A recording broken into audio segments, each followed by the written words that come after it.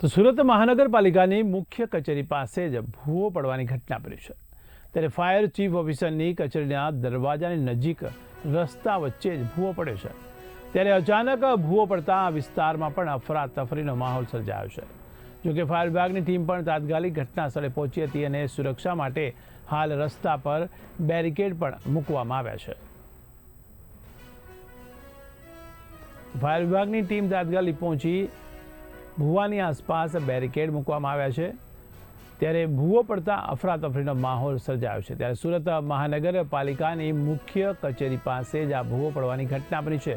તો fire chief ઓફિસરની કચેરીના દરવાજા નજીક રસ્તાની વચ્ચોવચ આ ભૂવો પડવાની ઘટના બની છે। ત્યારે ભૂવો પડતા જ આ વિસ્તારમાં પણ અફરાતફરીનો માહોલ સર્જાયો છે। જોકે ફાયર વિભાગની ટીમ તાત્કાલિક ઘટના સ્થળે પહોંચી ગઈ હતી અને સુરક્ષા માટે બેરિકેડ મૂકવામાં આવ્યા છે।